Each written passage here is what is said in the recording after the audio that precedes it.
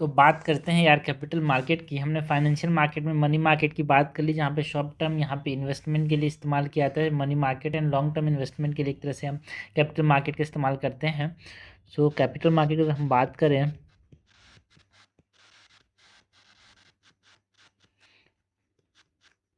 Long term borrowing and lending के लिए capital market का इस्तेमाल किया जाता है। So capital market it serves as channel for directing savings, and जो इन्वेस्टर का जो कैपिटल है टू उन बिजनेस को यहाँ पे ये चैनल करते हैं, एंटिटीज़ में देते हैं जो कि फंड्स के नीड में होते हैं, जिनको पैसे की जरूरत पड़ती है for operation and growth.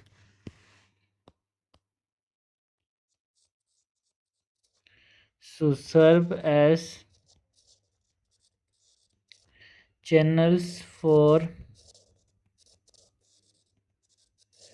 Directing savings and investor capital to businesses and entities in need of fundings for their operation or growth। And यहाँ पे जो कैपिटल मार्केट है इसमें गवर्नमेंट भी पार्टिसिपेट करता है यार, in issuing government bonds and dated securities.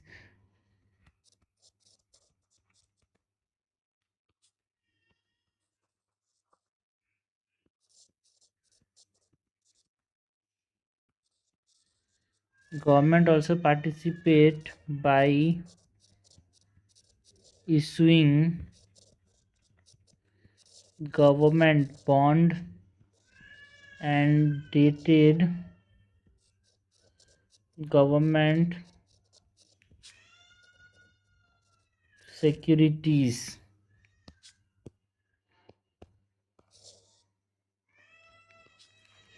Okay, and ये जो कैपिटल मार्केट है उसको हम यहाँ पे डिवाइड करते हैं into primary capital market and secondary capital market. Primary capital market में क्या होता है, फ्रेश कैपिटल या फिर फ्रेश फंड को रेज किया जाता है, लाइक फॉर एग्जांपल कोई भी कंपनी एक तरह से अपने आप को यहाँ पे अगर शेयर्स बेच रही है पहली बार, तो कहाँ बेचेगी भाई, प्राइमरी मार्केट में। और वो शेयर्स बाद में ट्रेड होते हैं इन दी सेकेंडरी मार्केट, जिसको स्टॉक मार्केट भी बोलते हैं। सो कैपिटल मार्केट को यहाँ पे हम डिवाइड करते हैं इनटू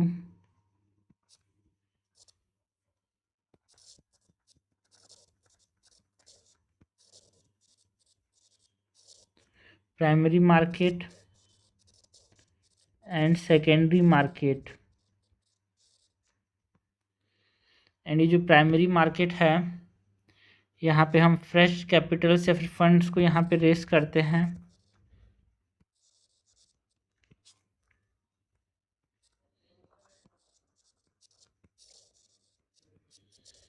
फ्रेश कैपिटल और फंड्स, एंड सेकेंडरी मार्केट में एग्जिस्टिंग सिक्योरिटीज़ को ट्रेड करते हैं। सबसे पहले तो अगर हम बात करें about the primary market,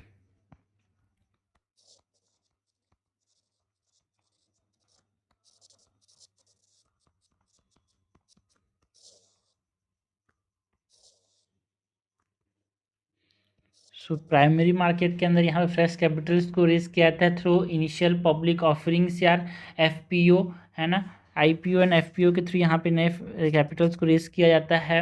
and prior permission जो है it is required for IPOs.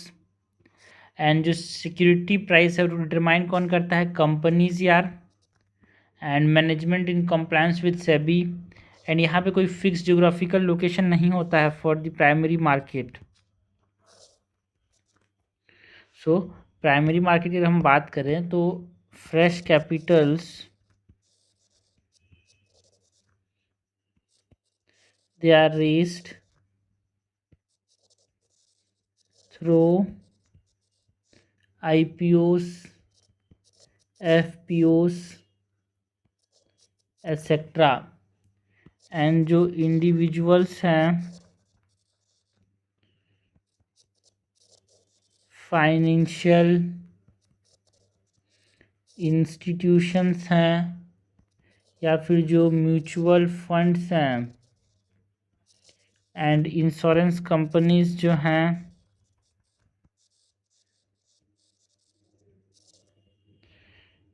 they can subscribe to the primary market. Okay and prior permission की ज़रूरत पड़ती है यार फॉर IPOs.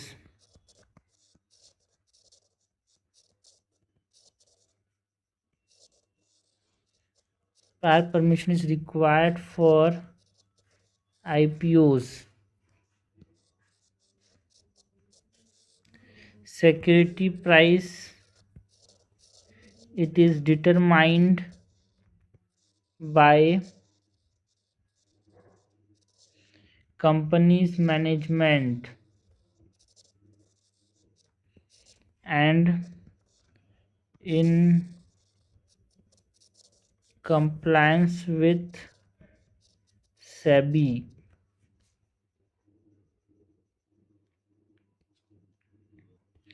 एंड जो प्राइमरी मार्केट है इसका कोई ज्योग्राफिकल लोकेशन नहीं होता, no fix geographical location.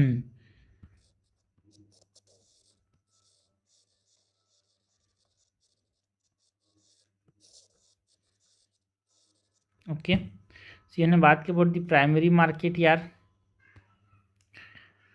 Primary capital market हो तो हम बात करेंगे about the secondary capital market की. तो सेकेंडरी जो कैपिटल मार्केट है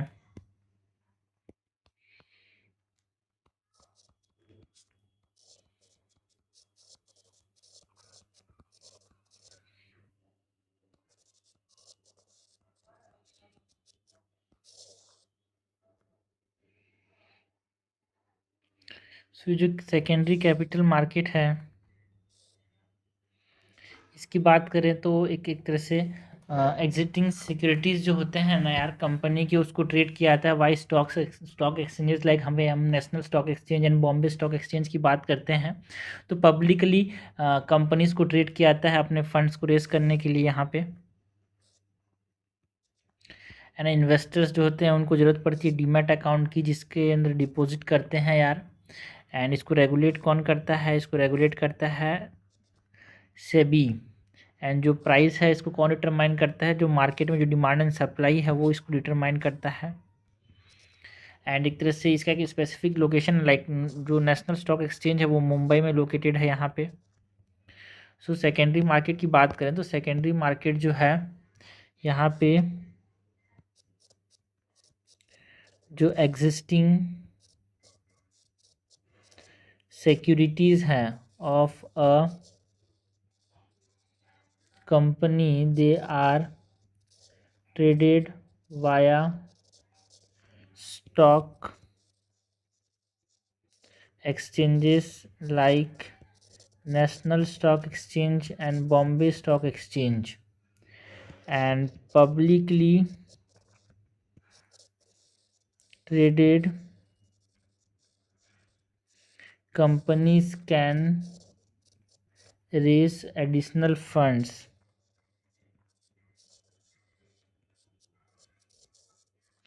एंड जो इन्वेस्टर्स होते हैं यहाँ पे सेकेंडरी मार्केट में उनको क्या क्या जरूरत पड़ती है डीमैट अकाउंट की.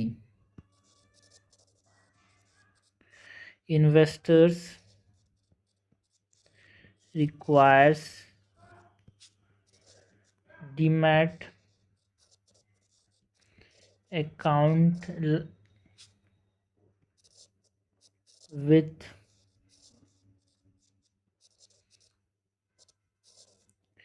depositories like CDSL, NDSL and a trading account with a broker. And regulate कौन करता है सेकेंडरी मार्केट को, it is regulated by SEBI. And जो प्राइस है it is determined by market demand and supply. And इसका एक specific location है भाई सेकेंडरी मार्केट का, हैज़ स्पेसिफिक लोकेशन। एग्जाम्पल के अंदर जो नेशनल स्टॉक एक्सचेंज है ये कहाँ पे लोकेटेड है, मुंबई में। तो ये हमने बात किया अबाउट दी सेकेंडरी मार्केट, ठीक है। यहाँ पे हमने बात किया about the primary market and secondary market which are type of capital market यार। कैपिटल प्राइमरी मार्केट जहाँ पे इशू किए जाते हैं शेयर्स को, एंड सेकेंडरी पे ट्रेड किए जाते हैं। नाउ यहाँ पे अगर हम फाइनेंशियल इंस्ट्रूमेंट्स जो कि कैपिटल मार्केट के अंदर हमको देखने को मिलते हैं उसकी बात करें,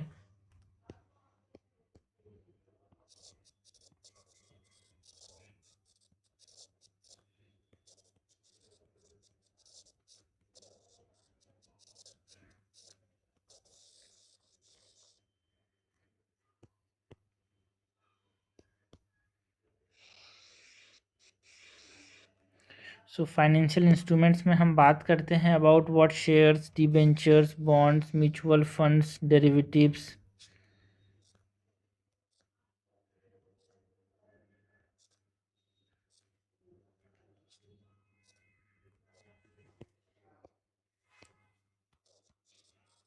shares, debentures, bonds, mutual funds, derivatives. Shares, debenture, bonds, mutual funds, derivatives. Shares की बात करें तो यहाँ पे हमारे पास दो तरह के शेयर्स होते हैं, equity shares and preferential shares.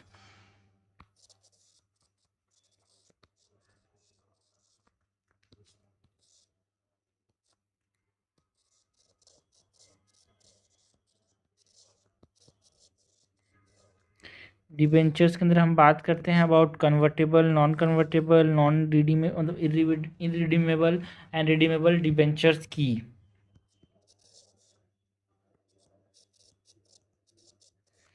Convertible, non convertible,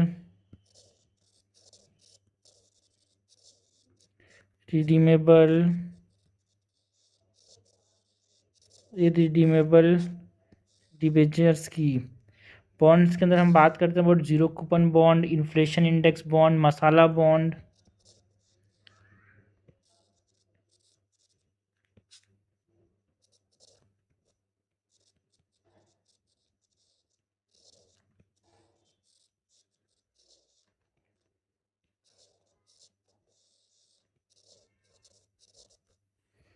mutual funds की बात करते हैं, डेरिवेटिव्स की बात करते हैं यार। डेरिवेटिव्स में हम बात करते हैं about forward derivatives, future derivatives, option derivatives and swap derivatives. Forwards, futures, options, swaps, ये सब फाइनेंशियल इंस्ट्रूमेंट्स हैं भाई, ठीक है, जो कि कहाँ पे हमको देखने को मिलते हैं, जो कि हमको देखने को मिलते हैं इन दी सेकेंडरी मार्केट, मतलब इन दी कैपिटल मार्केट।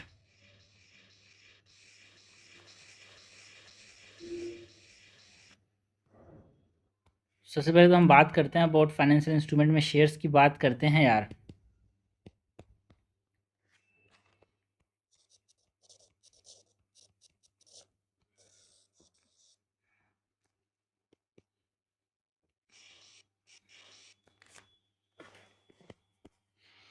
शेयर्स की बात करें तो कैपिटल ऑफ द कंपनी, किसी भी कंपनी का कैपिटल क्या कहते हैं, शेयर कहते हैं। एक पीस ऑफ ओनरशिप है यार जिसको इस्तेमाल किया जाता है टू रेज कैपिटल, एंड जो शेयर होल्डर्स होते हैं वो रिसीव करते हैं डिविडेंड, मतलब एक तरह से पैसा है, ये कोई इंटरेस्ट नहीं होता है, एक पैसा होता है, मतलब जो उनको फ़ायदा होता है। तो नुकसान, फ़ायदा होगा शेयर होल्डर्स को और कंपनी को नुकसान होगा तो शेयर होल्डर को नुकसान होगा। सो व्हाट इज शेयर यार, it is the capital of the company which are known as shares,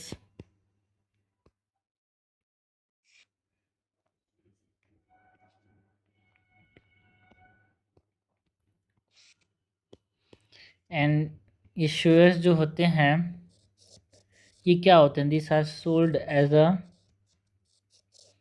piece of ownership to raise capital, and जो शेयर होल्डर्स होते हैं they receive dividends, and dividends जो होते हैं वो इंटरेस्ट नहीं होता भाई। ऑल्सो जो कैपिटल होता है वो गेन उनको मिलता है, और लॉसेस जो होते हैं वो उनको नुकसान के तौर पे झेलना पड़ता है। कैपिटल गेन्स और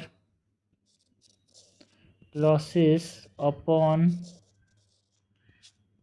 सेल ऑफ शेयर्स। नाउ ये जो शेयर्स हैं इसमें हमारे पास दो तरह के यहाँ पे शेयर्स की बात करते हैं यार, एक इक्विटी शेयर्स एंड एक प्रेफरेंशियल शेयर्स।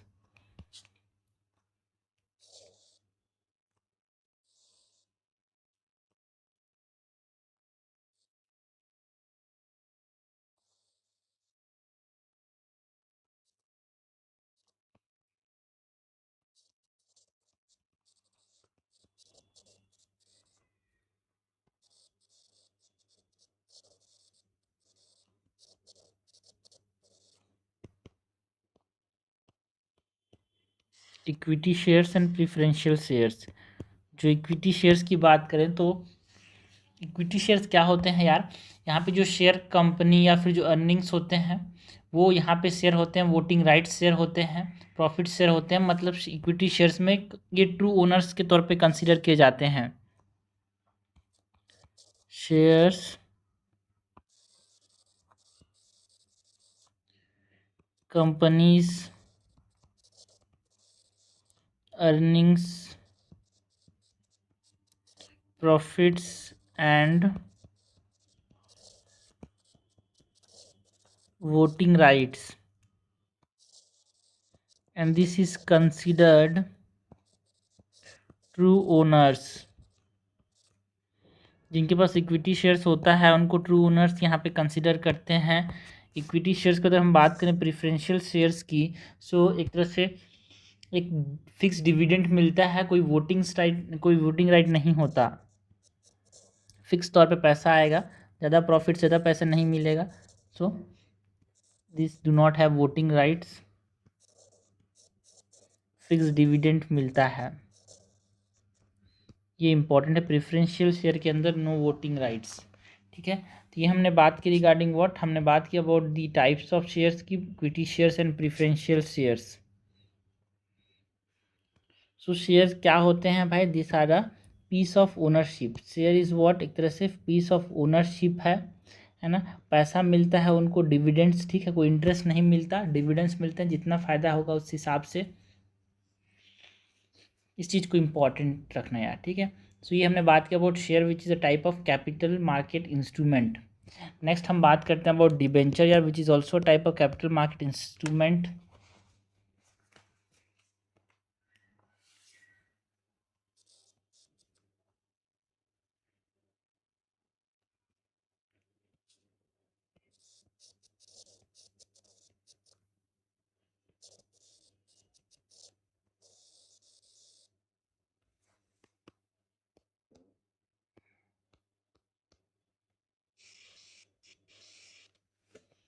डिबेंचर्स की बात करें,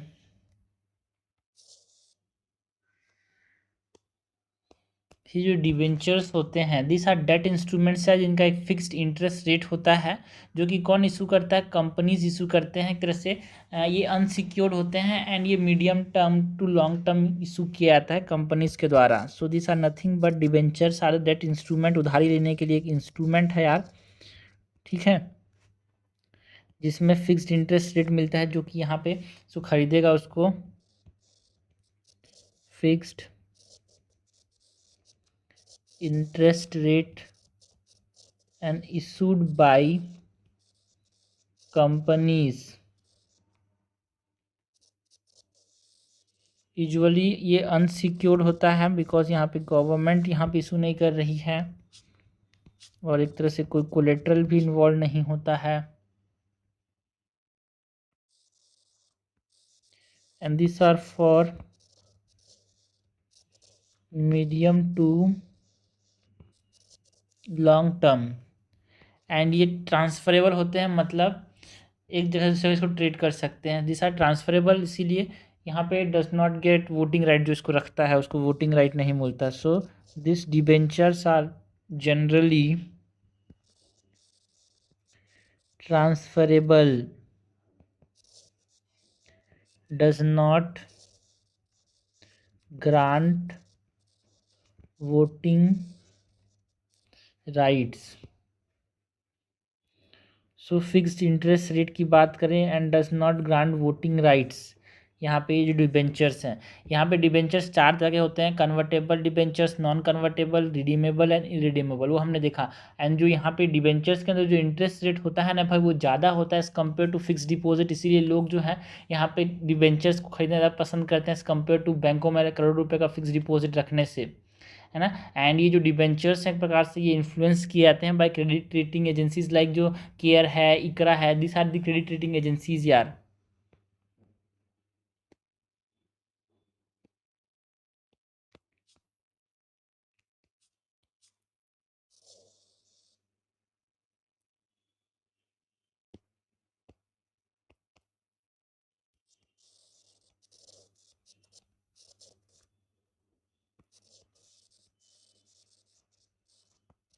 कन्वर्टेबल डिबेंचर्स,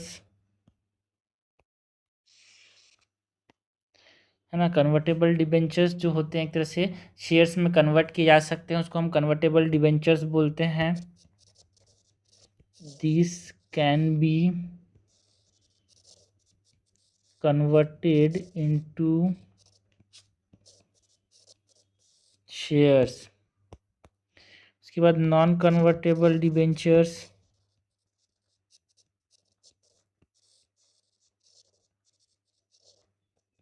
नाम से समझ आ रहा है, नॉन कन्वर्टेबल मतलब इनको क्या नहीं कर सकते भाई, can not be converted into shares.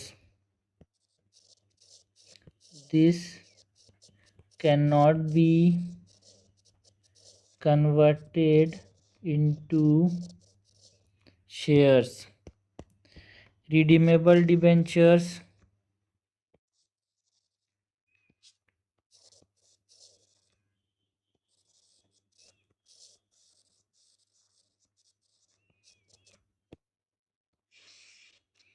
जो रिडीमेबल डिबेंचर्स हैं एक तरह से दिस आर रिडीम, जो इशू कर रहा है वो रिडीम कर सकता है उसको आफ्टर मैच्योरिटी यार। तो आपको समझना, डिबेंचर को समझने का सबसे पहले इंसान है, ये कोई कंपनी है, कंपनी को पैसा चाहिए, इंसान ने इसको पैसा दे दिया, कंपनी जो होती है इसको क्या कर देती है, कागज़ में लिख के डिबेंचर के फॉर्म में मैं तेरे को पैसा वापस करूँगा बोल के लिख के देता है, ठीक है। इसी को रिडीमेबल बोल रहे हैं। एक समय के बाद ये इंसान जो है जाके इसको बोलता है कि भाई देख मेरे को पैसा वापस दे दे अब, ठीक है, इसको बोलते हैं यहाँ पे redeemable debentures. This are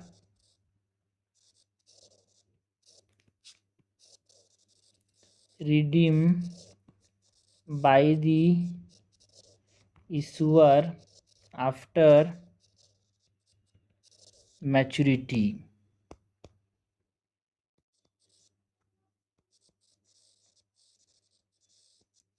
irredeemable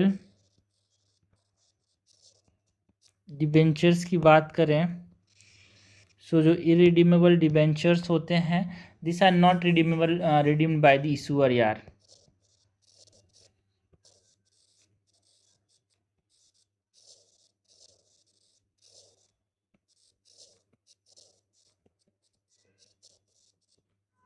okay, so ये हमने बात की अबाउट व्हाट, हमने बात की अबाउट डिबेंचर्स की।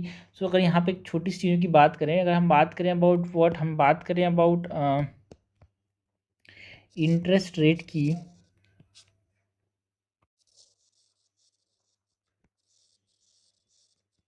सो इंटरेस्ट रेट जो होता है वो डिबेंचर्स के अंदर ज़्यादा होता है भाई,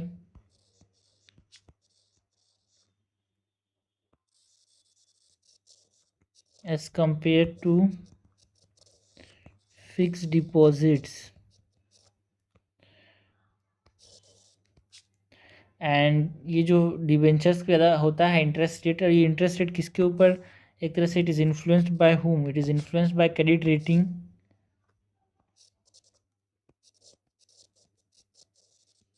influence by credit ratings from agencies like CARE, ICRA, etc.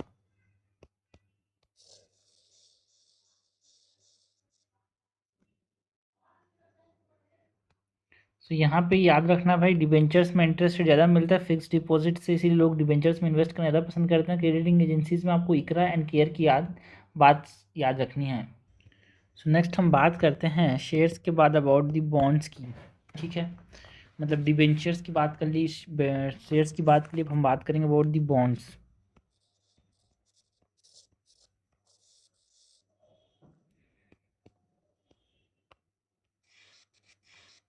सो जो बॉन्ड्स होते हैं वो क्या होते हैं भाई, ये भी डेट इंस्ट्रूमेंट्स होते हैं जो कि इशू कौन करता है यार, गवर्नमेंट इशू करती है, फिर गवर्नमेंट एजेंसीज या फिर जो लार्ज कॉरपोरेशंस होते हैं वो इशू करते हैं, क्योंकि उनको पैसा फंड रेज करना होता है कुछ समय के लिए, है ना, और उस पर एक इंटरेस्ट रेट भी देती है ये। एंड तेरे से बॉन्ड्स को आप डिबेंचर्स के सिमिलर ही है, बट यहाँ पे जो बॉन्ड्स होते हैं उसको गवर्नमेंट इशू करती है, डिबेंचर्स को प्राइवेट इंटिटीज या फिर इंडिविजुअल्स इशू करते हैं, ये अंतर है दोनों में। सो बॉन्ड्स आर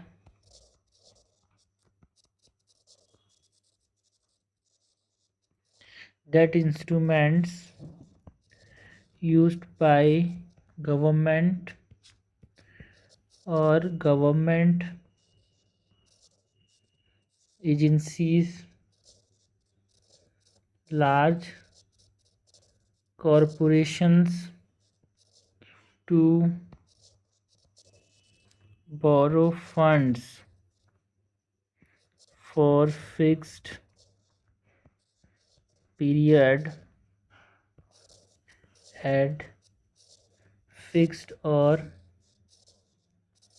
floating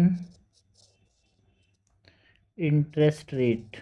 ठीक है भाई, तो डेट क्या होते हैं, ये डेट इंस्ट्रूमेंट्स होते हैं कि जो कौन इशू करता है, गवर्नमेंट्स इशू करते हैं यार, या फिर गवर्नमेंट एजेंसीज इशू करते हैं, लार्ज कॉरपोरेशन इशू करते हैं। इनके अंदर एक फिक्स्ड या फिर फ्लोटिंग इंटरेस्ट रेट देखने को मिलता है। बॉन्ड्स एंड डिबेंचर्स हमको पता है, बॉन्ड्स एंड डिबेंचर सेम है, बस इसमें इंटरेस्ट रेट फिक्स डिपॉजिट से ज़्यादा मिलता है, वो हमने देखा। एंड ये बॉन्ड्स जो होते हैं वो सिमिलर होते हैं डिबेंचर्स के, बट हाँ डिबेंचर्स जो है गवर्नमेंट मतलब प्राइवेट एंटिटीज़ की तरह इशू किया जाता है, बट बॉन्ड्स जो है वो गवर्नमेंट की तरह इशू किया जाता है। Bonds are also debt instrument, debentures are also debt instruments. Bonds are similar to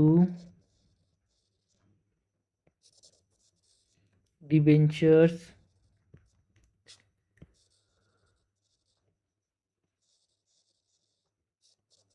commonly used for securities issued by governments। ठीक है ना, अगर हम बात करें टाइप्स ऑफ बॉन्ड्स की,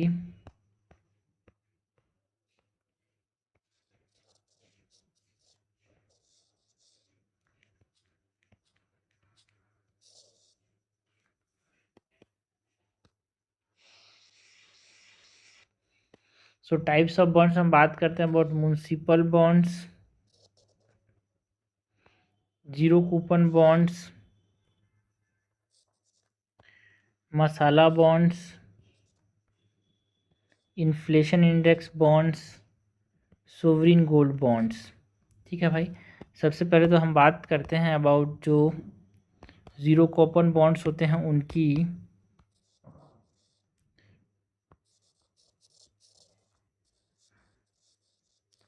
सो जो जीरो कूपन बॉन्ड्स हैं ये एक तरह से वही है, जीरो कूपन मतलब समझना यार, यहाँ पे इंटरेस्ट रेट नहीं मिलता, यहाँ पे ये डिस्काउंटेड प्राइस पे इशू किए जाते हैं, they are redeem at the face value, जैसे हमने ट्रेजरी बिल्स की बात की थी, है ना, मनी मार्केट इंस्ट्रूमेंट, उसी प्रकार के कैपिटल मार्केट में ये जीरो कूपन बॉन्ड्स होते हैं। Purchased at deep discount to face value and does not pay interest and they are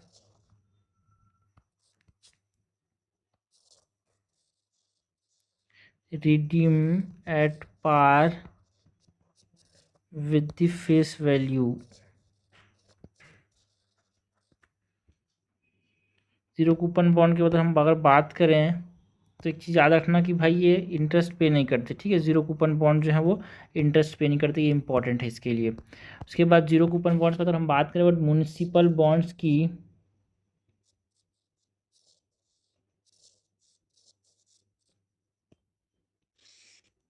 तो जो म्यूनिसिपल बॉन्ड्स हैं this are debt instruments issued by जो यूबीएस होते हैं, दैट इज़ जो अर्बन लोकल बॉडीज़ हैं वो इशू करते हैं। इसको म्यूनसिपल नाम से समझ आ रहा है क्योंकि उनको कैपिटल प्रोजेक्ट चाहिए, पैसा चाहिए उसके लिए, या फिर जो एग्जिस्टिंग लोन्स है उसको रिफाइनेंस करना है, जो कैपिटल रिक्वायरमेंट है उन वर्किंग कैपिटल रिक्वायरमेंट उसकी ज़रूरतों को पूरा करने के लिए म्यूनसिपल बॉन्ड्स इशू किए जाते हैं म्यूनसिपल अर्बन लोकल बॉडीज़ के द्वारा for their capital projects refinancing of existing loans, meeting working capital requirements। ये सब चीज़ों के लिए जो अर्बन लोकल बॉडीज़ जो है जो इंस्ट्रूमेंट डेट इंस्ट्रूमेंट इशू करते हैं उसको हम क्या बोलते हैं, म्यूनसिपल बॉन्ड्स कहते हैं। एंड एक तरह से अगर एग्जांपल की बात करें तो पहली बार जो है बेंगलोर म्यूनसिपल कॉरपोरेशन ने एक तरह से म्यूनसिपल बॉन्ड इशू किया था।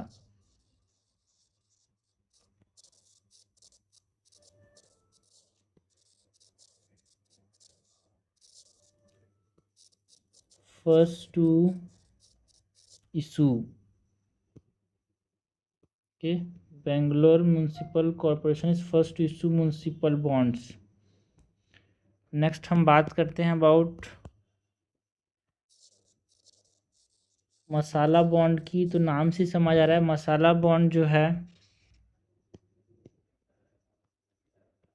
This are bonds issued outside India, कोई इंडियन एंटिटीज़ या फिर कॉरपोरेट इंडियन करेंसी में यहाँ पे ये इशू करती है यार, उसको क्या बोलते हैं, masala bond. So bonds issued outside India by an Indian entity और कॉरपोरेट इन इंडियन करेंसी, ठीक है। जो बॉन्ड इंडियन करेंसी में इशू होते हैं उसको हम क्या बोलते हैं, मसाला बॉन्ड बोलते हैं। इसको अलग अलग नाम दिया जाता है जिस कंट्री में इसको इशू किया था, outside India but Indian currency में। एंड इन्वेस्टर्स जो हैं वो एक तरह से जो फॉरेक्स रेट में जो चेंजेस आते हैं उसके रिस्क वो खुद बियर करते हैं यार, ठीक है। Investors bear the risk of forex rate changes, okay. Indian currency में इसको इशू किया जाता है, इन्वेस्टर्स जो हैं वो रिस्क को बियर करते हैं। तो ये मसाला बॉन्ड हो गया। मसाला बॉन्ड का तो हम बात करते हैं about the sovereign gold bond.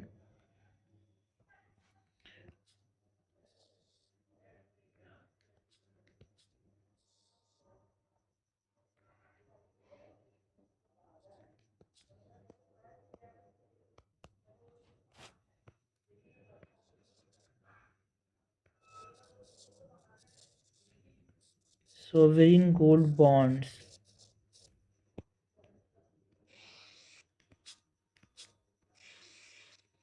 तो सोवरिन गोल्ड बॉन्ड्स हैं दिस आर अल्टरनेटिव्स यार, जो फिजिकल गोल्ड को रखते हैं लोग उसके अल्टरनेटिव है कि आप एक तरह से ये बॉन्ड रखो, वही जो फ़ायदा मिलेगा जो गोल्ड के रेट बढ़ने से वही यहाँ पे भी फ़ायदा मिलेगा यार। So this are alternative to holding physical gold and it is issued by, जो सोवरिन गोल्ड बॉन्ड है इसको इशू कौन करता है, it is issued by RBI. And tenure क्या होता है यार गोल्ड बॉन्ड का? Tenure is of 8 years and early redemption आप कर सकते हो in 5th year, early redemption in 5th year। And ये ट्रांसफरेबल होता है भाई इन दी सेकेंडरी मार्केट, मतलब स्टॉक मार्केट में आप इसको ट्रांसफ़र कर सकते हो। And it is denominated in 1 gram and उसके मल्टीपल में ये होता है। अभी जो गोल्ड का दाम बढ़ रहा है वो कोविड के बाद से लोग जो खरीद रहे थे पैसा, तो गोल्ड उससे पहले जो खरीदे थे वो रिडीम कर रहे हैं, इसीलिए यहाँ पे एक तरह से यार बढ़ रहा है और भी खरीद रहे हैं लोग, उसकी वजह से यहाँ पे डिमांड बढ़ रहा है। So they are redeem at prevailing price of gold, prevailing price of gold में इसको रिडीम किया था। तभी जिन्होंने याद रखना कि जिन्होंने गोल्ड बॉन्ड लिया होगा उसने कितना फ़ायदा लिया होगा भाई यहाँ पे। सोवरिन गोल्ड बॉन्ड 8 years का टेन्योर होता है, they are denominated in 1 gram and its multiple and they are redeem at the prevailing price of gold. ठीक है, तो ये हमने बात की अबाउट सोवरिन गोल्ड बॉन्ड्स की। नेक्स्ट जो टाइप ऑफ बॉन्ड है जिसकी हम बात करेंगे it is about inflation index bond. Inflation indexed bond, so जो इन्फ्लेशन इंडेक्स बॉन्ड होते हैं दिस आर डेजी, एक तरह से जो प्रोजेक्ट इन्वेस्टमेंट होता है ना फ्रॉम इन्फ्लेशन, तो उसके ऊपर डिज़ाइंड होते हैं ये। दिस आर डिज़ाइन टू, जो प्रोटेक्ट करने के लिए, जो इन्वेस्टमेंट्स को प्रोटेक्ट करने के लिए फ्रॉम इन्फ्लेशन ये डिज़ाइन किए जाते हैं। कि भाई देखो जितना इन्वेस्ट करेंगे इन्फ्लेशन बढ़ेगा तो उनको जो फ़ायदा है वो कम होने लगता है, तो उसको से प्रोटेक्ट करने के लिए इन्फ्लेशन इंडेक्स बॉन्ड्स को यहाँ पे डिज़ाइन किया जाता है। Design to protect investments from inflation and एक तरह से ये कांस्टेंट रिटर्न प्रोवाइड करने की बात करते हैं रिगार्डलेस ऑफ द इन्फ्लेशन का लेवल यार। मतलब समझो किसी ने 100 रुपये इन्वेस्ट किया और उसको प्रॉफिट 10 रुपये का मिल रहा था और महंगाई का ज़माना था, साल पहले वो चाय 10 रुपये में खरीदता था, 12 रुपये में खरीद रहा है, तो वो जो 10 रुपये का फ़ायदा मिलेगा तो उसको एक तरह से जो नेट फ़ायदा था, पहले 10 रुपये का खरीदा तो 10 रुपये चाय, मतलब 10 रुपये का मिलता था भाई फ़ायदा, तो चाय खरीद लेता था, लेकिन अब 12 का मिल रहा तो वो 10 रुपये में नहीं खरीद पा रहा था, जैसे उसका जो नुकसान हो रहा था उसको एक तरह से ख़त्म करने के लिए, प्रोटेक्ट करने के लिए यहाँ पे ये एक तरह से इशू किया जाता है inflation index bond. So it provide constant return, यार 12 रुपये मिलेगा, इन्फ्लेशन के उसको फ़ायदा मिलेगा। So provide constant return regardless of the inflation, regardless of level of inflation। And यहाँ पे एक बॉन्ड होता है इसको हम बोलते हैं कैपिटल इंडेक्स बॉन्ड यार, जो कि एक तरह से इन्फ्लेशन प्रोटेक्शन के लिए इस्तेमाल किए जाते हैं एंड ओनली किसको प्रोटेक्ट करते हैं, प्रिंसिपल को। एंड जो आईआईबी होते हैं इन्फ्लेशन इंडेक्स बॉन्ड, वो दोनों प्रिंसिपल एंड इंटरेस्ट दोनों को प्रोटेक्ट करते हैं। सो इस चीज़ को याद रखना।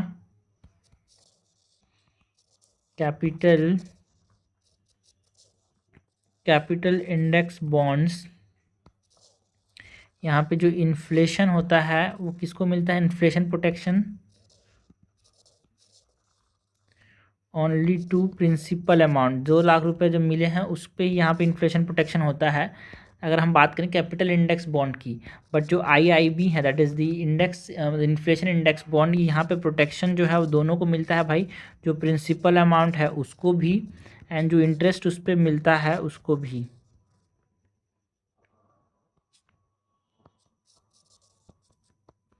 सो ये इम्पॉर्टेंट है, कैपिटल इंडेक्स बॉन्ड जो है it protects only the principal and जो आईआईबी है प्रिंसिपल एंड इंटरेस्ट दोनों को प्रोटेक्ट करता है। ठीक है, जो इन्फ्लेशन इंडेक्स बॉन्ड होते हैं they protect investments from inflation यार। तो ये हमने बात की about the types of bonds की, जिसमें हमने बात की about zero coupon bond, municipal bond, index inflation मतलब inflation index bond, masala bonds and sovereign gold bond. Sovereign gold bond सबसे इंपॉर्टेंट यहाँ पे आप उसको रखना, अगर आपके फ़ायदे के लिए बात करूँ तो रेट जो गोल्ड का बढ़ रहा है उसके हिसाब से जो समय है यहाँ पे हमको क्या रखना चाहिए भाई, सोवरिन गोल्ड बॉन्ड रखना चाहिए। ठीक है, बॉन्ड्स की बात की हमने, डिबेंचर्स की बात की, शेयर्स की बात की in the capital market instruments में। नेक्स्ट हम बात करें about mutual funds. So next हम बात करते हैं अबाउट व्हाट म्यूचुअल फंड्स की बात करते हैं यार।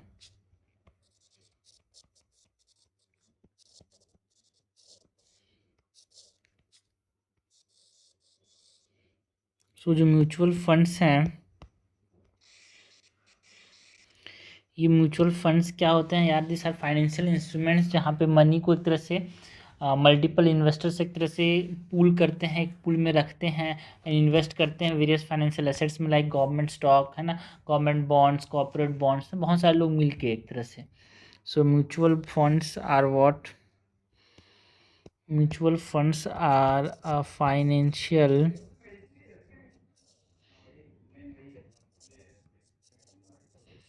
instrument where money is pulled from, किसी एक आदमी के पास पैसा नहीं तो बहुत सारे इन्वेस्टर से पैसा लिया जाता है, from multiple investors to invest in various financial assets like stocks, government bonds,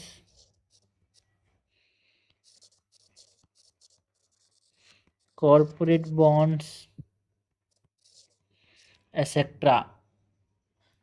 and ये जो म्यूचुअल फंड्स हैं इनको मैनेज कौन करता है भाई? It is manage by fund manager.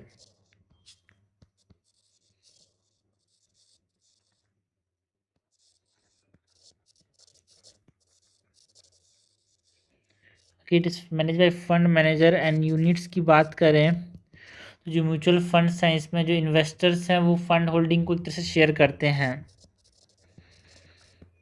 Investors share of fund holdings, and जो इनकम या फिर जो डिविडेंड है वो आपस में इन्वेस्टर्स डिस्ट्रीब्यूट करते हैं यार। इनकम और dividend distributed amongst investors। Okay, सो म्यूचुअल फंड्स क्या होता है? यहाँ पे पैसा लोगों से, मल्टीपल इन्वेस्टर्स से लिया जाता है और उनको बाद में यहाँ पे various financial assets like government bonds है ना, कॉर्पोरेट बॉन्ड्स में इन्वेस्ट किया जाता है। मैनेज कौन करता है? Fund manager. यूनिट के यहाँ पे इन्वेस्टर जो शेयर होता है वो फंड होल्डिंग में एक यूनिट बनाता है। एंड इनकम या फिर जो डिविडेंड मिलता है इनको इन्वेस्टमेंट से उसको यहाँ पे शेयर किया जाता है अमॉन्ग दी इन्वेस्टर्स यार। ठीक है, now types of mutual funds की बात करें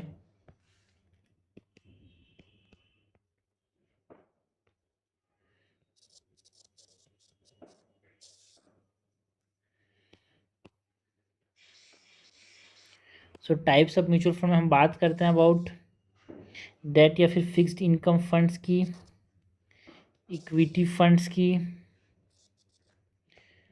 इक्विटी लिंक्ड सेविंग स्कीम्स की,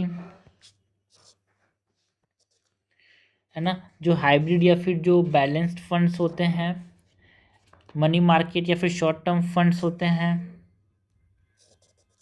एंड इंटरनेशनल फंड्स होते हैं। तो ये हमने टाइप्स ऑफ म्यूचुअल फंड्स की बात किया। सबसे पहले तो हम बात करते हैं अबाउट व्हाट, सबसे पहले हम बात करते हैं अबाउट इक्विटी फंड्स की।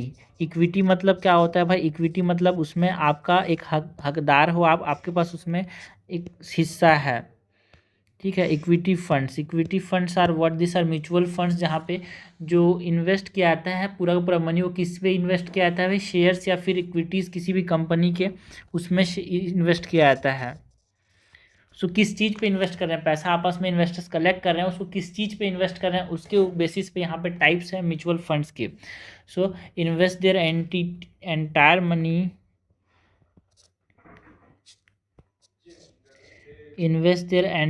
Money,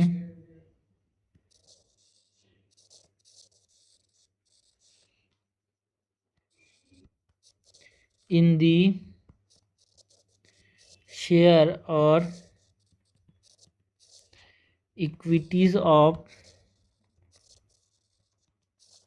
companies. लाइक यहाँ पर हम टाइप्स की बात करें, टाइप्स ऑफ इक्विटी फंड्स की, सो मल्टी कैप मतलब मल्टीपल कंपनीज में यहाँ पे पैसा इन्वेस्ट कर रहे हैं, या फिर large cap, mid cap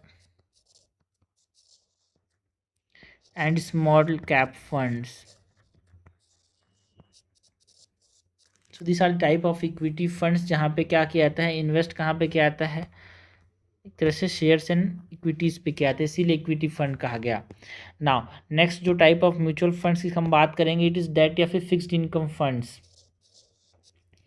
date और फिक्स्ड इनकम फंड्स की बात करेंगे।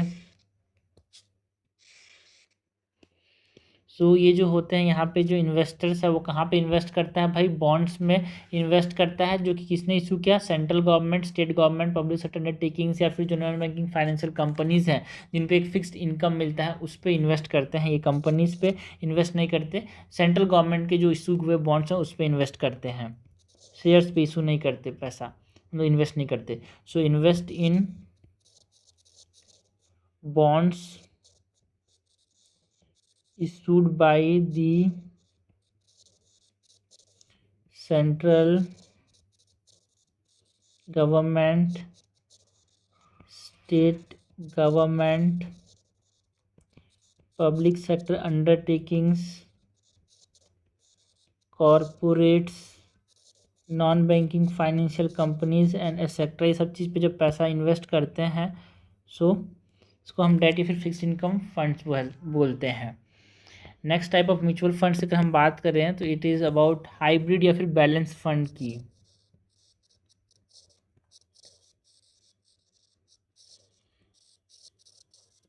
सो जो हाइब्रिड या फिर जो बैलेंस्ड फंड्स होते हैं यहाँ पे कंपनी कहाँ पे इशू करते हैं, इशू बोथ जो बॉन्ड्स एज वेल एज जो गवर्नमेंट की जो बॉन्ड्स हैं एज वेल एज इक्विटीज़ या फिर जो शेयर्स हैं कंपनीज में, दोनों में इन्वेस्ट करती है, इसी तो हाइब्रिड कहा। So invest in both bonds and equities of some, है ना, इक्विटीज़ इन किस रेशियो में, depending on the nature of the scheme, in some ratio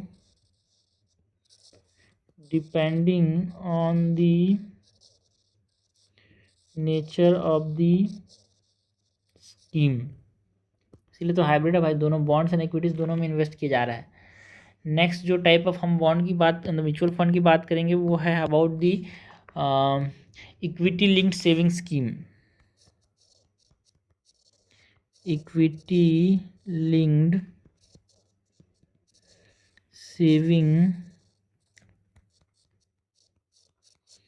scheme, ELSS की बात करें सो जो इक्विटी लिंक्ड सेविंग स्कीम है एक तरह से ये यूनिक म्यूचुअल फंड का टाइप है जहाँ पे इन्वेस्ट किया जाता है इन इक्विटीज़ यार, है ना, एंड यहाँ पे टैक्स सेविंग इंस्ट्रूमेंट है भाई ये, मतलब इंडिविजुअल जो है क्लेम कर सकता है up to 1.5 lakh total income में, एक तरह से टैक्स को एक तरह से क्या कर सकता है, ये क्लेम कर सकता है डिडक्शन उसमें। So it is a unique fund specific to India, that is equity linked saving scheme जो है वो हमारे पास एक unique specific fund mutual fund जो इंडिया में ही देखने को मिलता है, that invest in equities and जो टैक्स सेविंग यहाँ पे हम बात करते हैं, टैक्स सेविंग इंस्ट्रूमेंट है ये, जहाँ पे जो इंडिविजुअल्स हैं, individuals can claim deduction up to ₹1.5 lakhs on total income. Total income में कितना डिडक्शन यहाँ पे ये क्लेम कर सकते हैं भाई, अप टू 1.5 लाख यार, टैक्स डिडक्शन, ठीक है। सो यहाँ पे भी इन्वेस्ट किया था इक्विटीज़ में, बट यहाँ पे क्या है, आप डिडक्शन ले सकते हो यार इक्विटी लिंक्ड सेविंग स्कीम्स में, है ना, टैक्स डिडक्शन ले सकते हो। सो नेक्स्ट यहाँ पर अगर हम बात करें टाइप की, तो हम बात करते हैं about international funds. Next type of mutual fund is international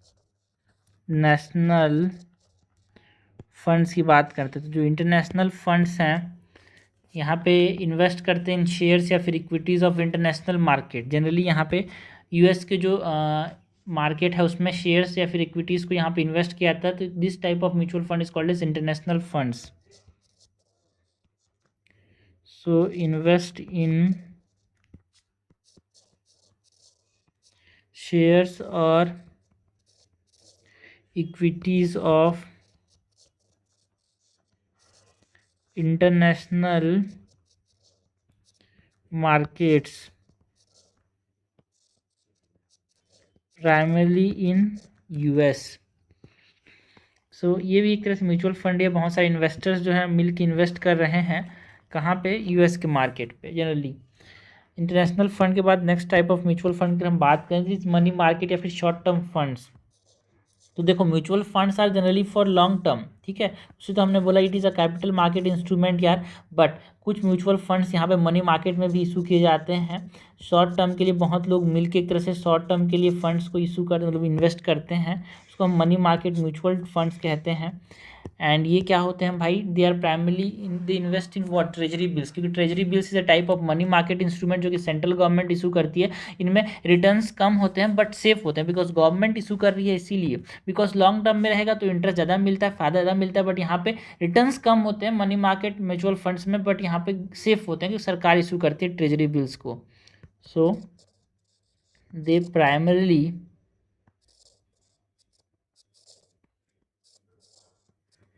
invest in treasury bills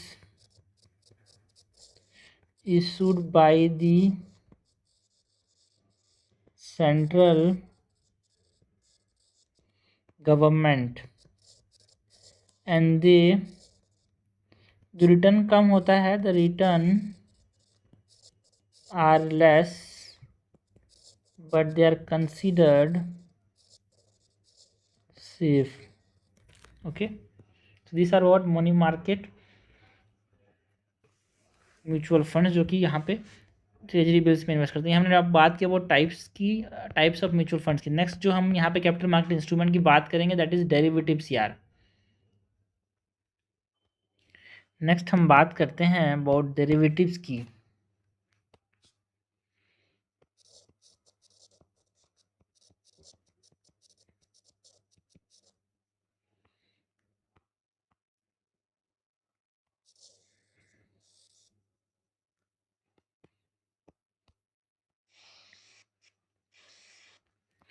सो जो डेरिवेटिव्स होते हैं ये क्या होते हैं भाई, ये भी फाइनेंशियल इंस्ट्रूमेंट है, कैपिटल मार्केट के फाइनेंशियल इंस्ट्रूमेंट्स हैं। एंड इनका जो वैल्यू है वो कहाँ से डिराइव होता है, जो अंडरलाइंग एसेट्स या फिर सिक्योरिटीज़ हैं जिसमें हम शेयर, बॉन्ड्स, इंडेक्सेस, करेंसीज, कोई कमोडिटीज़ लाइक गोल्ड्स होते हैं, उनसे यहाँ पे इनका नाम से समझा डेरिवेटिव्स मतलब ये अपना वैल्यू जो है किसी और चीज़ से डिराइव करते हैं, है ना। एंड जो डेरिवेटिव मार्केट है उसको रेगुलेट कौन करता है, सेबी यार। Derivatives are a financial instrument whose value is derived from one or more underlying assets or securities। And ये जो डेरिवेटिव्स हैं इसका जो मार्केट डेरिवेटिव मार्केट उसको रेगुलेट कौन करता है, SEBI.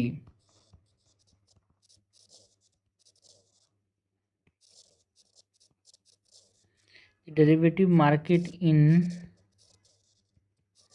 India is regulated by SEBI. And जो डेरिवेटिव्स हैं दे रिप्रेजेंट अ कॉन्ट्रैक्ट किसके किसके बीच में, टू या फिर मोर पार्टीज़ के बीच में कॉन्ट्रैक्ट है जो कि एसेट्स या फिर जो एसेट्स बहुत सारे हैं उसके ऊपर ये बेस्ड होता है। बट इसका जो वैल्यू है इट इस तरह से बदलते रहता है, फ्लक्चुएट होता है भाई। जो अंडरलाइन एसेट्स है लाइक यहाँ पे हम बात करते हैं अबाउट बॉन्ड शेयर्स, उनके ऊपर डिपेंड करता है, उसके चेंज होने के साथ ये भी चेंज करता है। So it represent a contract between two or more parties based on the asset or assets with its value determined by fluctuations in the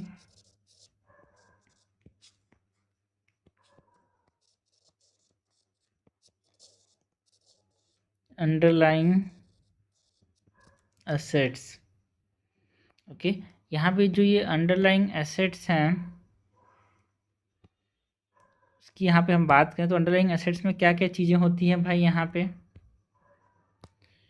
पे जो अंडरलाइंग एसेट्स हैं इसमें क्या क्या चीज़ें होती हैं, है ना।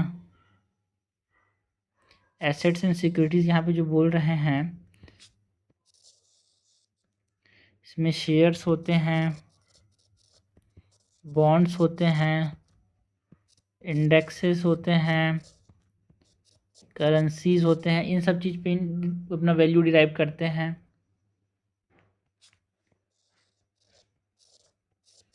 और commodities like gold, silver, sugar, coffee, ये सब कमोडिटीज से अपना ये वैल्यू डिराइव करते हैं। सो व्हाट आर डेरिवेटिव्स यार, दे आर फाइनेंशियल इंस्ट्रूमेंट जो कि अपना वैल्यू डिराइव करते हैं फ्रॉम द अंडरलाइंग एसेट्स। जिसमें एसेट्स की बात करें तो यहाँ पे ये सब होते हैं। इसको रेगुलेट कौन करता है, सेबी रेगुलेट करता है। और इसका जो वैल्यू है ये फ्लक्चुएशन जो मार्केट में होते हैं अंडरलाइंग एसेट लाइक भाई कोई अपना सोने के दाम पे अपना डेरिवेटिव्स डिराइव करता है तो सोना का दाम बदलते रहेगा तो डेरिवेटिव्स का जो वैल्यू है वो भी बदलते रहेगा यार। सो डेरिवेटिव्स के बाद यहाँ पे हम टाइप्स की बात करते हैं डेरिवेटिव्स के। तो यहाँ पे चार तरह के डेरिवेटिव्स होते हैं। एक होता है फॉरवर्ड, फ्यूचर, ऑप्शन डेरिवेटिव्स यार। सो पहले अगर हम बात करें अबाउट फॉरवर्ड डेरिवेटिव्स की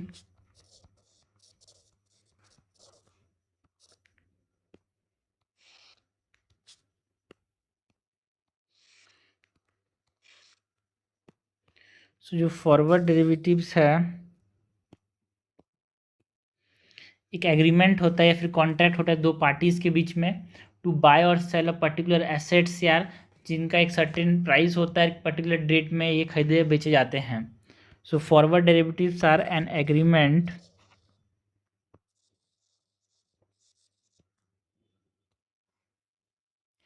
एग्रीमेंट और contract between two parties to buy or sell a particular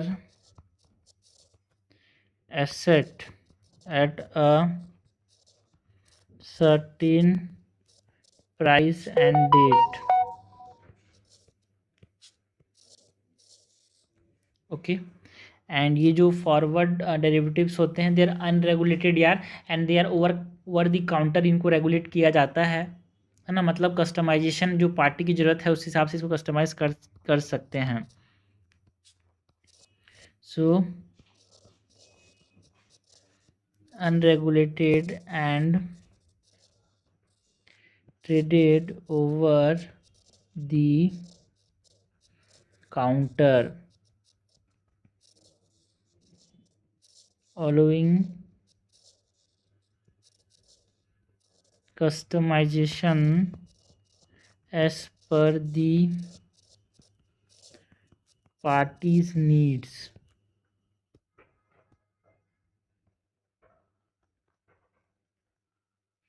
okay, forward derivatives के बाद नेक्स्ट हम बात करते हैं अबाउट दी फ्यूचर डेरिवेटिव्स।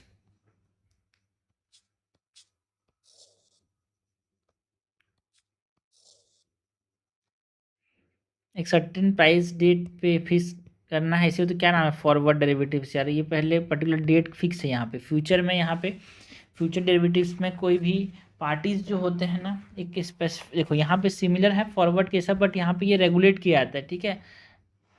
ये जो है अनरेगुलेटेड होता है forward derivative, but future derivative जो होता है वो रेगुलेटेड होता है।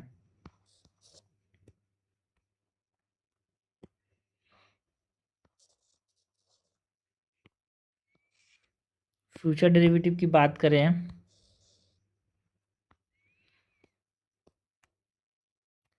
so it is similar to forward derivative but regulated यार, it is regulated and traded on stock exchanges, and जो पार्टीज होते हैं they are obligated to perform the contract,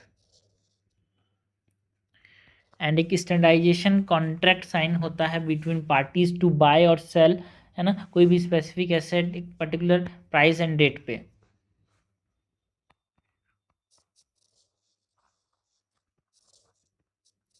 standardise contract between parties to buy और sell a specific asset at an agreed price and date। Okay, तो ये हमने बात की about what, हमने बात की अबाउट स्टॉक एक्सचेंज में। यहाँ पे इसको जो फ्यूचर डेरिवेटिव्स होते हैं उनको यहाँ पे रेगुलेट किया जाता है, सिमिलर है ज़्यादातर फॉरवर्ड डेरिवेटिव्स के, ठीक है। So they are regulated and they are regulated by stock exchange,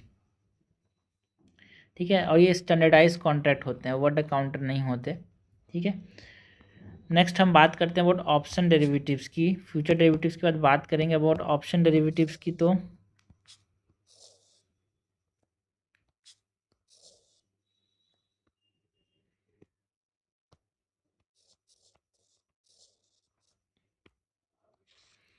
जो ऑप्शन डेरिवेटिव्स होते हैं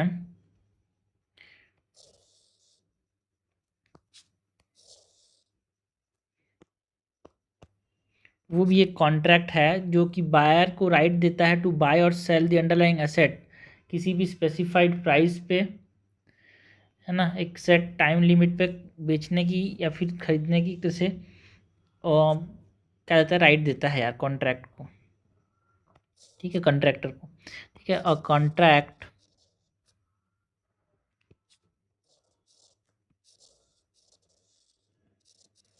granting the buyer the right to buy or sell the underlying asset at a specified price, जिसको हम strike price कहते हैं, with in a set time limit.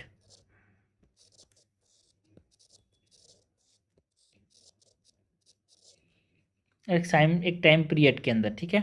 And option की बात करें तो कोई ऑब्लिगेशन नहीं होता भाई, no obligation for the buyer to perform the contract, and ये ट्रेड किए जाते हैं ऑन स्टॉक एक्सचेंज यार। ये जो ऑप्शन डेरिवेटिव्स होते हैं they are traded on stock exchanges,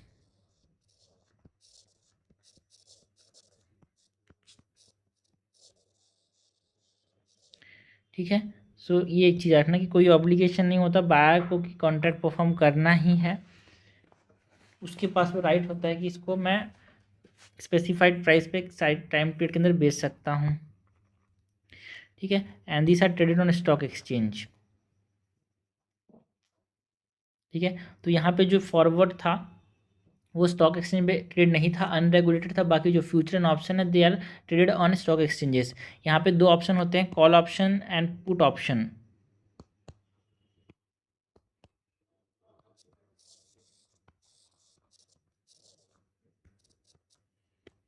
call option की बात करें तो जो कॉल ऑप्शन है, नाम से में बायर क्या होता है, राइट टू बाय। जो अंडरलाइंग एसेट है कि स्पेसिफाइड प्राइस एंड टाइम पे राइट देता है। जब प्राइस एक तरह से बढ़ता है, जैसे कि सोने का जो है अंडरलाइंग एसेट सोना है, तो हाई प्राइस हुआ तो उसको बेचने का यहाँ पे राइट देता है, मतलब बाय करने का, कि आप कोई खरीद सकता है, बेचने का नहीं, मतलब खुद बेच सकता है और दूसरे खरीद सकते हैं। So gives the buyer the right to buy the underlying asset at a specified price and time, typically used when prices are expected to rise.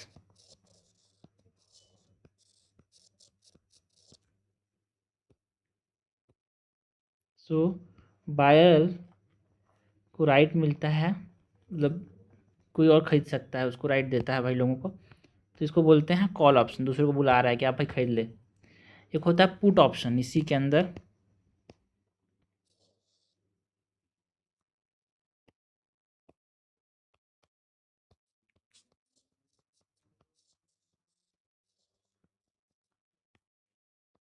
जो पुट ऑप्शन है इसमें क्या होता है, it grants the buyer the right to sell the underlying asset। अब लोगों को क्या कर सकता है, बेचने की वो देता है ये right, at a specified price and time, often utilize कब, जब उसका सस्ता होता है तो उसको बेच दो यार। व्हेन देयर इज पेसिमिसन और pessimism about the asset price, ठीक है। So grant the buyer to sell, बेच सकता है। तो ये हमने दो ऑप्शंस की बात की यहाँ पे, call option, put option of the option, जो डेरिवेटिव है उसकी। तो तीन तरह के डेरिवेटिव्स की बात की, option derivatives, future derivatives and forward derivatives. So next जो कैपिटल मार्केट इंस्ट्रूमेंट की बात करेंगे वो है स्वैप्स की बात करते हैं यार।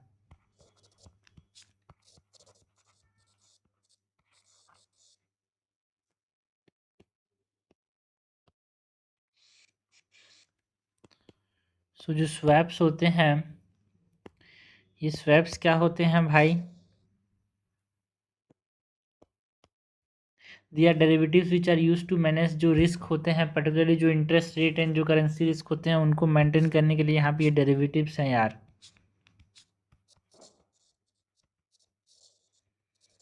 Derivatives use to manage various risk,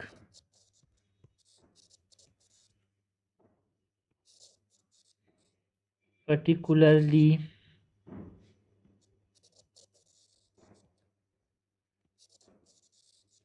interest rate and currency risk, and it involves and exchange of pre-agreed cash flow involve an exchange of pre-agreed cash flow of two different financial instruments.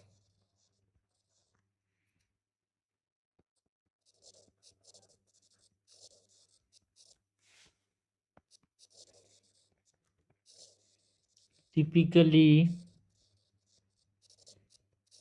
determined using a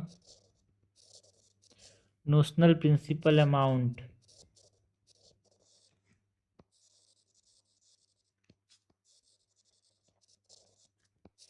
जो कि एक loan हो सकता है या फिर bond हो सकता है। तो एक डेरिवेटिव्स हैं जो कि बहुत सारे रिस्क को मैनेज करते हैं। Generally interest and currency risk को यहाँ पे ये मैनेज करते हैं।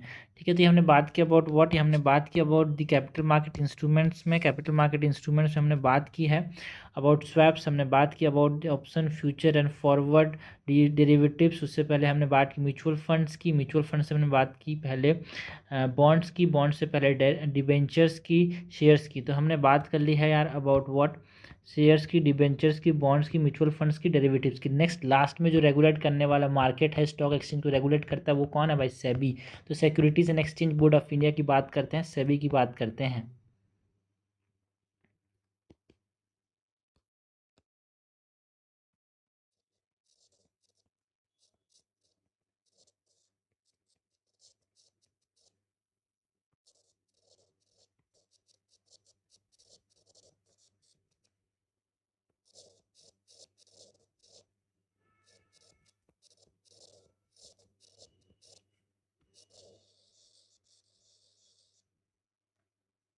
तो जो securities and exchange board of India है, ये एस्टेब्लाइज कब किया गया था भाई? It is established in 1988।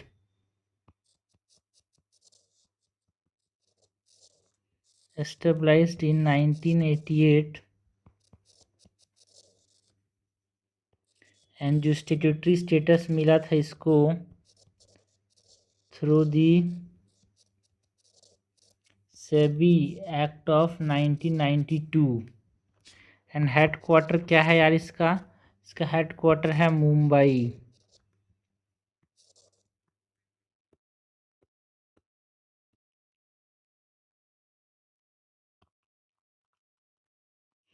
And function की बात करें तो सेबी का क्या फंक्शन है यार?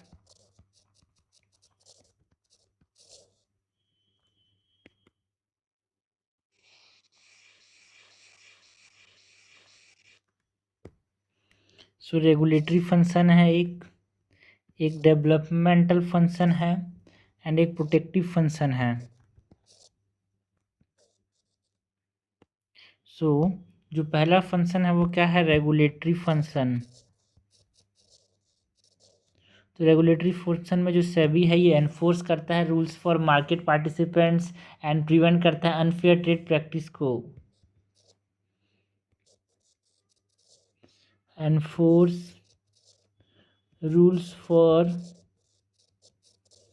मार्केट पार्टिसिपेंट्स, जो कि बॉन्ड्स को, शेयर्स को खरीदता है उनके लिए रूल्स बनाता है, उनको एनफोर्स करता है। और एक प्रकार से जो अनफेयर ट्रेड प्रैक्टिस है उनको यहाँ पे ये प्रिवेंट करता है। तो पहला काम हो गया भाई रेगुलेटरी, दूसरा यहाँ पे डेवलपमेंटल।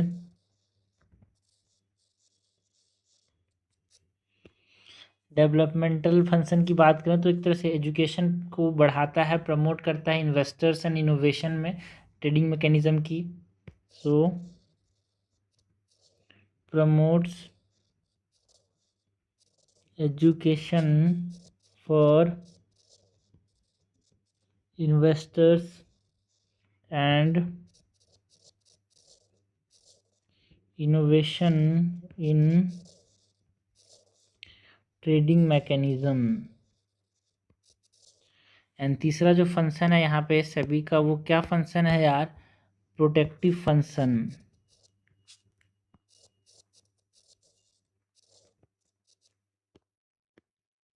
प्रोटेक्टिव फंक्शन में क्या करता है? सेबी सेफ गार्ड करता है इन्वेस्टर्स को from fraud and mall practice.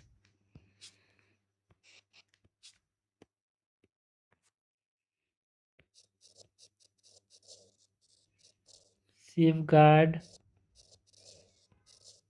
investors from fraud and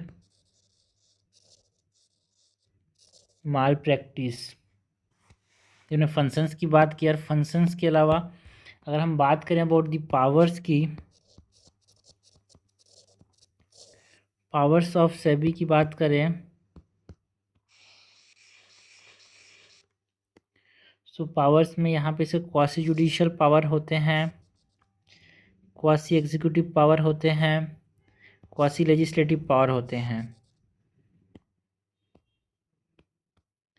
quasi judicial power के अंदर ये क्या करता है, इसके पास ये पावर होता है कि जजमेंट्स दे सकता है भाई अनएथिकल एंड फ्रॉडुलेंट एक्टिविटीज़ में, power to give judgements on unethical and fraudulent activities. Quasi judicial की अगर हम बात करें, क्वासी एग्जीक्यूटिव पावर की, तो इसमें इसके पास ये पावर होता है to implement regulations and take legal action against violators।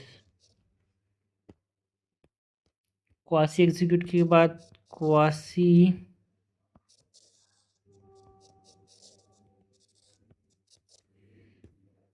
Legislative function इसके पास होता है, लाइक यहाँ पे framing the rules and regulations to protect the interest of investors यार, framing the rules and regulation to protect the interest of investors. Powers के बाद हमने बात की फंक्शंस की, पावर्स की। नेक्स्ट हम बात करते हैं अबाउट दी बोर्ड कंपोजिशन की। जो सेबी का जो बोर्ड होता है इसमें कौन कौन लोग इन्वॉल्व होते हैं उसकी बात करें।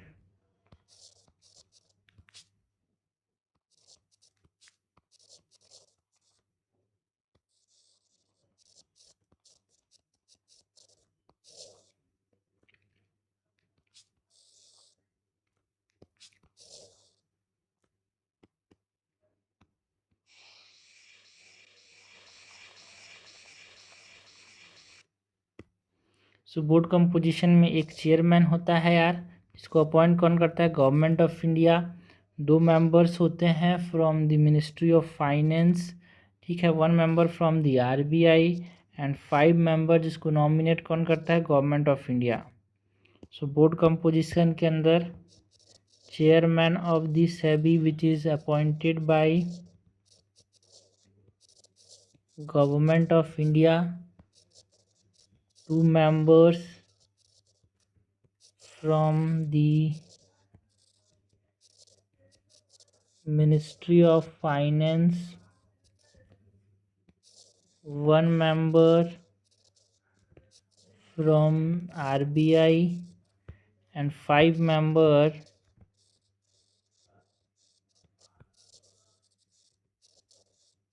nominated by the government of